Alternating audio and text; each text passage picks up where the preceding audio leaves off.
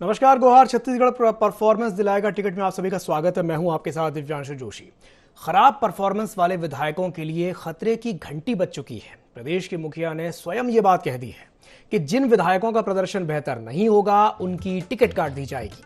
आपको बता दें कि मुख्यमंत्री भूपेश बघेल अब तक 60 से भी ज्यादा विधानसभाओं का दौरा और भेंट मुलाकात कार्यक्रम कर चुके हैं। कहीं ना कहीं भेंट मुलाकात के जरिए मुख्यमंत्री भूपेश बघेल की पैनी नजर विधायकों की परफॉर्मेंस पर भी बनी हुई है। मुख्यमंत्री ने कहा है कि जिन विधायकों का प्रदर्शन बेहतर नहीं हुआ है उन पर चुनाव में पार्टी फैसला लेगी, तो वहीं जिन विधायकों का काम अच्छा होगा उनकी टिकट काटने जैसी स्थिति नहीं बनेगी। अगर स्थिति में सुधार नहीं आया तो आगे पार्टी उस पर निर्णय लेगी। तो वहीं नेता प्रतिपक्ष नारायण चंदेल ने मुख्यमंत्री पर तंज कसते हुए कहा कि वे तो प्रदेश की स्थिति खुद ही बिगाड़ रहे हैं। नेता प्रतिपक्ष ने मुख्यमंत्री के टिकट काटने वाले बयान को बहुत ही जल्दबाजी का विषय बताया।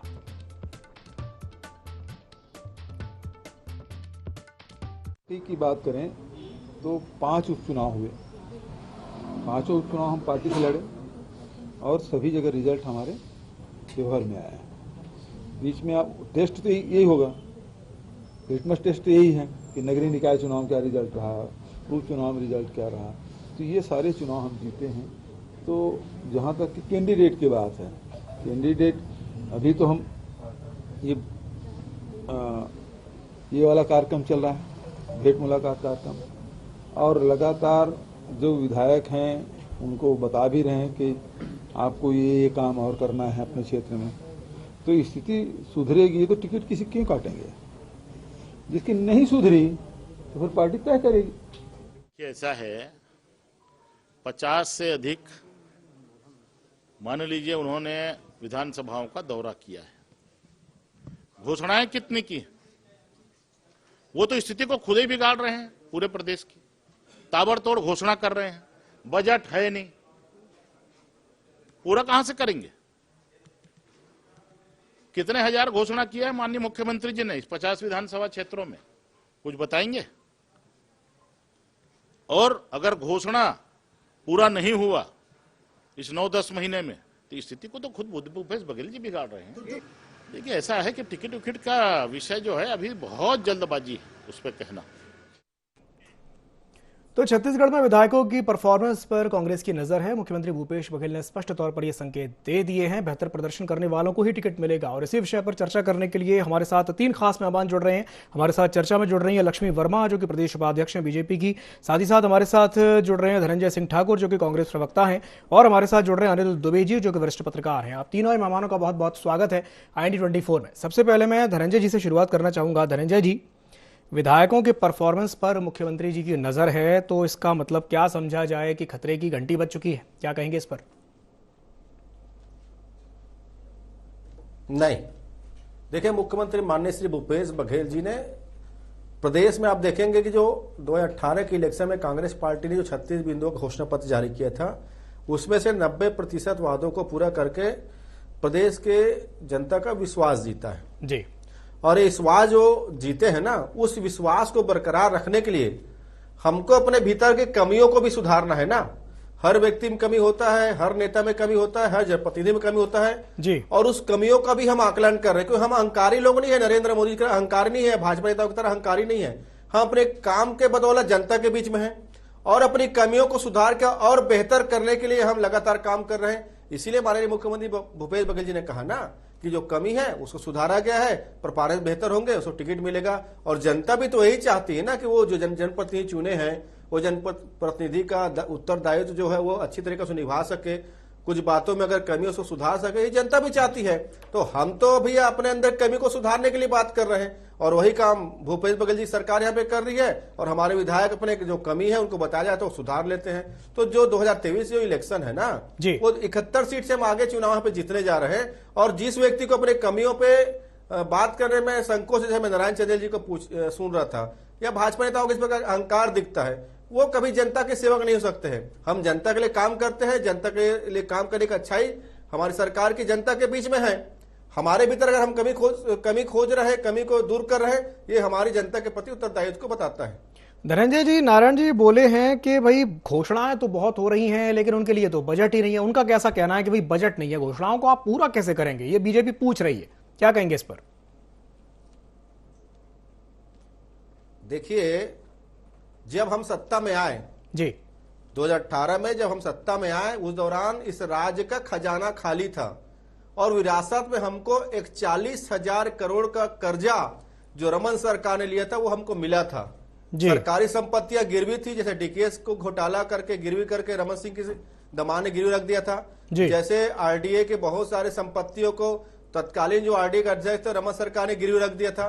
बहुत सारी चीजों को रमन सरकार ने गिरवी रख दिया था। हमको खजाना खाली मिला था ना, हमने काम किया ना, हमने किसानों से कर्ज माफी का वादा किया था, हमने 11,000 करोड़ का कर्ज माफ किसानों को किया है, हमने 325 करोड़ रुपए का सिंचाई कर माफ किया है, हमने जो महिला स्व सहायता समूह है उसके 19 करोड़ कर्ज माफ किया है और 2500 रुपए धान की कीमत भी हमने दिए ना इसी खाली खजाने में। साथ में रमन सरकार के जो एक 40,000 करोड़ का कर्जा है उसका लगभग 4 साल में 15,000 करोड़ ब्याज का भी भरने का भूपेश बघेल जी की सरकार ने किया है। तो हमारे पास तो सोचने की क्षमता है, काम करने की क्षमता है और हमारा खजाना खाली कहां है? वो तो नरेंद्र मोदी जी की सरकार इस राज्य के 55,000 करोड़ रुपए को रोक के रखी हुई है। इसलिए तो नरेंद्र जी को तो नरेंद्र मोदी जी कहना चाहिए कि राज्य के 55,000 करोड़ रुपए आप दे दीजिए। हमारा खजाना खाली नहीं था, हमारे पास एक मजबूत सोच थी, एक मजबूत हमारे पास विचारधारा था और काम करने की क्षमता था, इसलिए हमने काम किया। तो विरासत में हमको तो कर्जा ही मिला है ना यहाँ। चलिए ठीक है, मैं प्रतिक्रिया ले लेता हूं लक्ष्मी जी से। लक्ष्मी जी,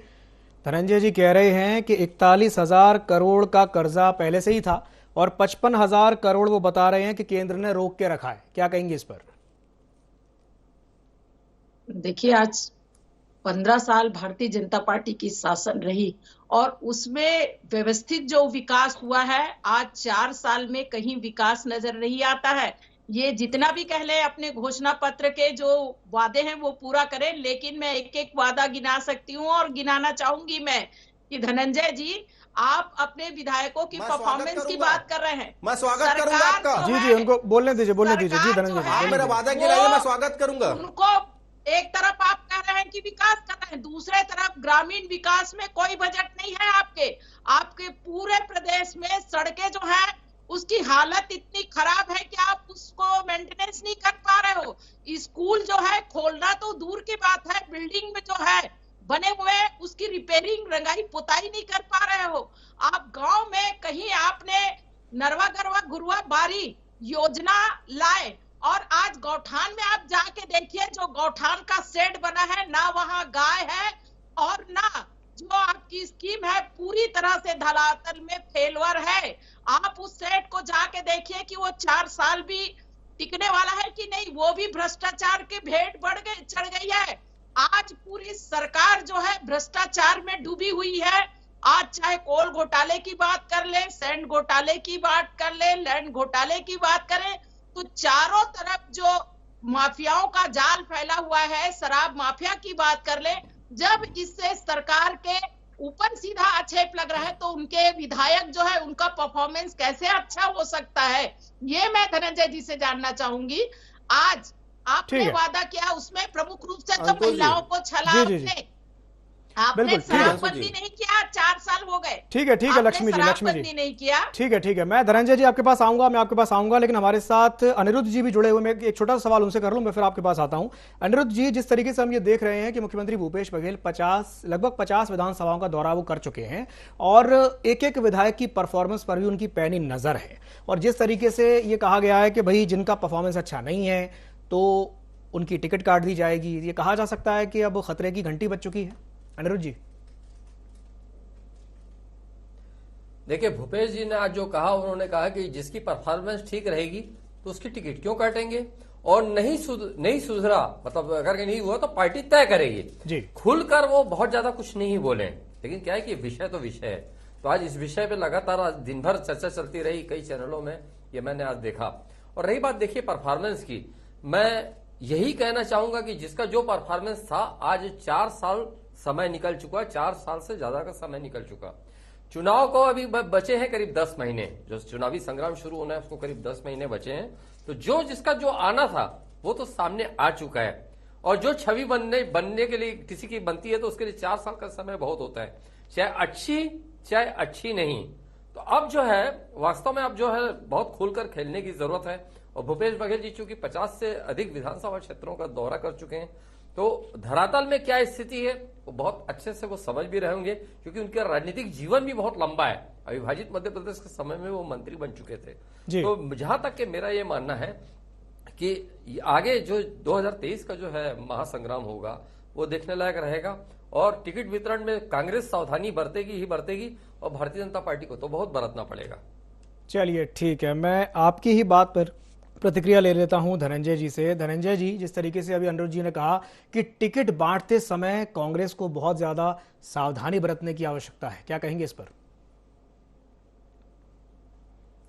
देखिए, टिकट जो वितरण जो होता है उसमें निश्चित तौर पर सभी पार्टियां सावधानी बरतती है जी। उसके टिकट वितरण के कई सारे मापदंड होते हैं, तो स्वाभाविक प्रक्रिया है ना, इसमें कोई नई बात तो नहीं है।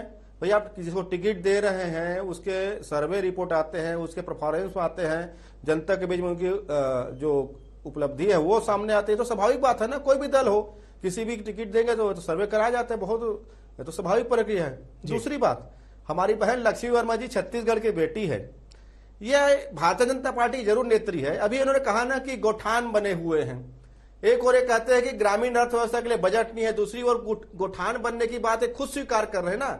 हमारे प्रदेश में अगर गोठान बना है ना, ये 15 साल तो नहीं हुआ था चर्चा गोठान पे, आपके चैनल में बैठे हैं, मतलब गोठान गौ माता की सेवा वहां पर हो रही है। उस गोठान के माध्यम से पूरे प्रदेश में आप देखेंगे दिवांशु जोशी जी, पूरे प्रदेश में लगभग 3 लाख एकड़ जमीन को रिजर्व किया गया है।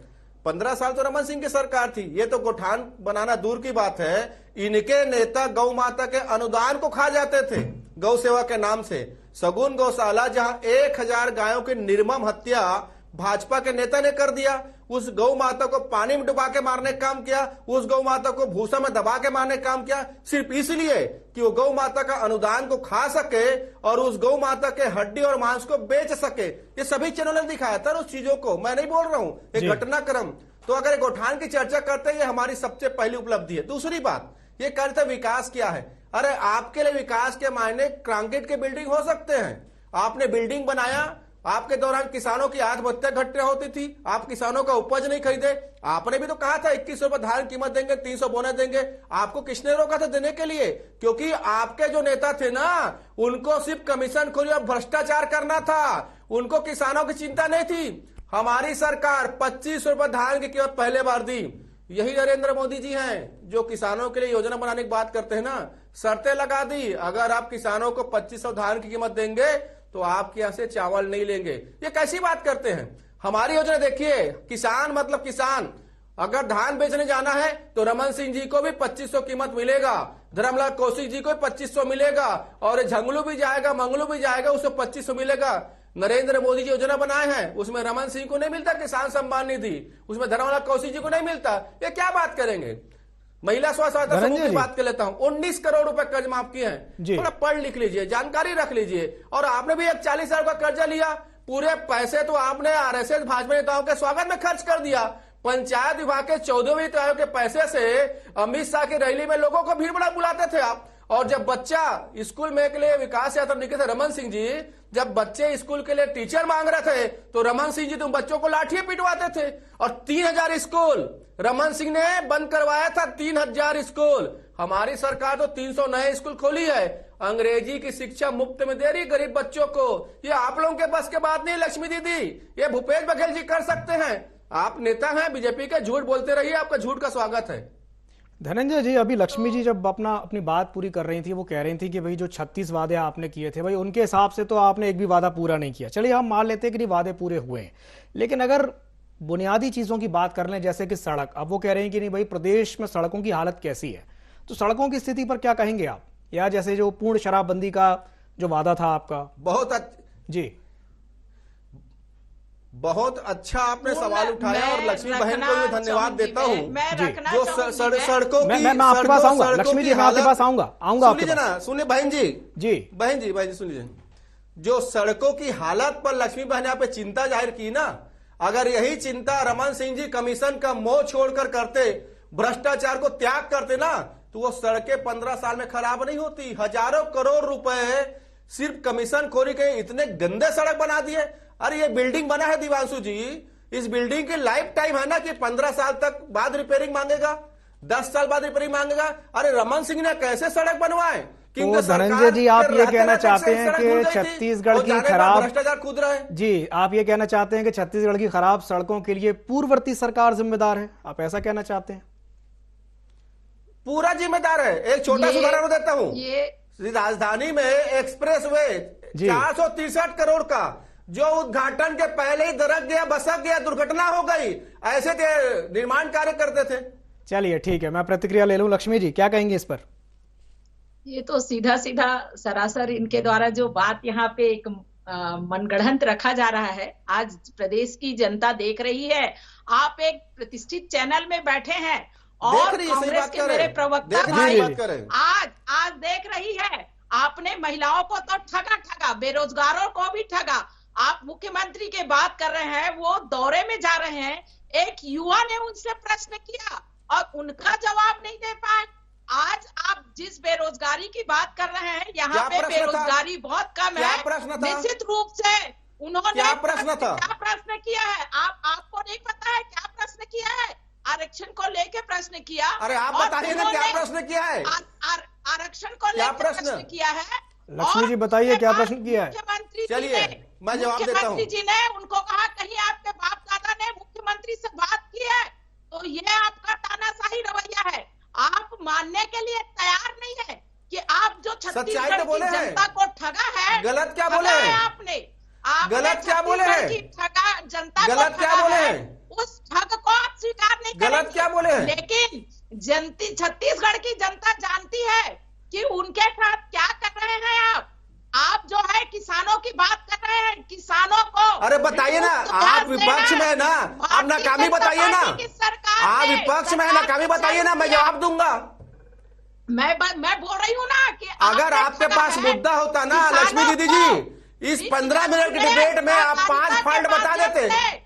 आपके पास मुद्दा होता, इस 15 मिनट के डिबेट में एक मिनट धनंजय जी बता देते। धनंजय जी एक मिनट, उनको अपनी बात पूरी करने दीजिए। आवास योजना में आपने ठगा, आज बता दीजिए आपने आवास योजना की क्या स्थिति है?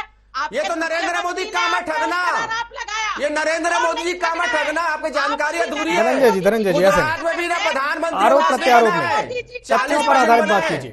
ठगने वाली है 70 साल से जो कांग्रेस ठगने वाले हैं, नरेंद्र मोदी जी ठग रहे हैं सबको। एक शौचालय नहीं बना 2 पाया, करोड़ रोजगार कहाँ है? शौचालय नहीं बना पाए और उसके बाद आप किस विकास की बात कर रहे हैं? तो शौचालय से रोजगार निकलेगा क्या? एक मिनट रोजगार छीन लिया, लक्ष्मी जी शौचालय मटके हुए हो। लक्ष्मी जी एक बात बताइए। लक्ष्मी जी चलिए ठीक है, सड़कों की बात हमने मानी कि हमारी सड़कों की स्थिति उतनी अच्छी नहीं, देश को धोखा दिए हैं नरेंद्र मोदी जी। जी एक मिनट, मैं उनसे सवाल कर लूं। धनंजय जी मैं आपके पास वापस आऊंगा।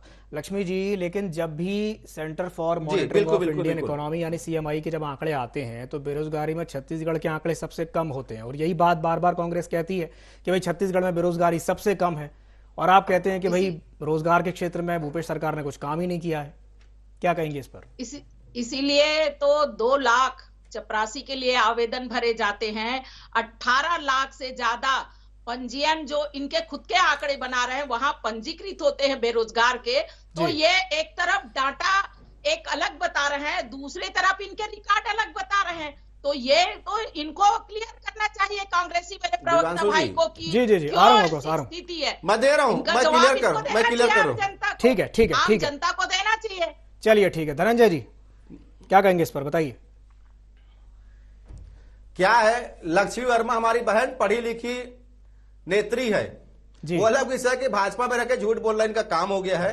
अरे भाई पंजीयन दफ्तर पे ना, जब बच्चा 12वीं पास हो जाता है, जब 10वीं पास हो जाता है ना, तो जाके पंजीयन कराता है, और वो पंजीयन इसलिए कराता है कि उसको उस पंजीयन के माध्यम से सरकारी नौकरी मिलेगी। हमने कहा ना 5 लाख लोगों को रोजगार दिया है, उसमें 35,000 लोगों को सरकारी नौकरी। सुन लीजिए ना, मैं तो बता रहा हूँ ना, मैं तो बता रहा हूँ ना, अरे मैं तो आपको बता रहा हूँ, सुनना क्षमता है आप में, क्योंकि हम तो सुनेंगे ना, सुनिए ना, मैं बता रहा हूँ। बोलिए सुन लीजिए, आप सुन लीजिए, क्योंकि मुझे पता है कि आप नरेंद्र मोदी जी से ज्यादा पढ़े लिखे मैं जानता हूँ। सुन लीजिए, क्योंकि वो पंजीयन जब होता है ना तो 10वीं 8वीं के बच्चे जाके पंजीयन कराते ताकि सरकारी नौकरी में उसकी जरूरत पड़े। हमने 5 लाख लोगों को रोजगार दिया है, नहीं, आप मुझे ज्यादा पढ़े लिखे, मुझे पूरा विश्वास है, क्योंकि चलिए वो तो ठीक है, सब पढ़े लिखे। बीए किए हैं। धनंजय जी, आप कम से कम बीए धनंजय करने वाले जी, में किए होंगे ना, मुझे पता है। अपन चारों लोग तो यहाँ आप मुझे बैठे हैं और ज्यादा चारों लोग हैं। पढ़े लिखे हैं, सुन सब लीजिए पढ़े ना, लिखे हैं। सुन लीजिए।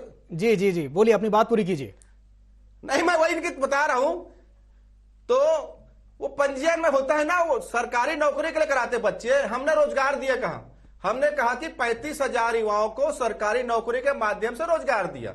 उसके अलावा रोजगार और स्वरोजगार के माध्यम से भी हमने रोजगार उपलब्ध कराया। हमने तो दावा नहीं किया ना कि हमें 100% लोगों को सरकारी नौकरी दिया। तो हमारा आंकड़ा तो तब फैक्ट और क्लियर है। और श्री नरेंद्र मोदी जी तो 2 करोड़ रोजगार प्रतिवर्ष देने वाले थे। रोजगार देना दूर की बात, वो पंजीयन जो बताता है ना बेरोजगारी देश में, उसमें ही ताला लगा दिए हैं ताकि लोगों को मत दिखे। और 23 करोड़ हाथों से रोजगार छीन लिए हैं। 1.5 करोड़ तो हमारी महिला बहनें हैं जिनके रोजगार छीनने का नरेंद्र मोदी जी ने किया है। ठीक है, तो आप रोजगार पर सवाल हमसे ना पूछे। हम आज ही मानते हैं बेरोजगारी है, हमने कभी इंकार नहीं किया है। और सीए वाली की रिपोर्ट बता रहा है। चलिए, ये बड़ी अच्छी बात है कि आपने स्वीकार किया। ये बड़ी अच्छी बात है धनंजय जी कि आपने स्वीकार किया कि हाँ, हमारे यहाँ बेरोजगारी है।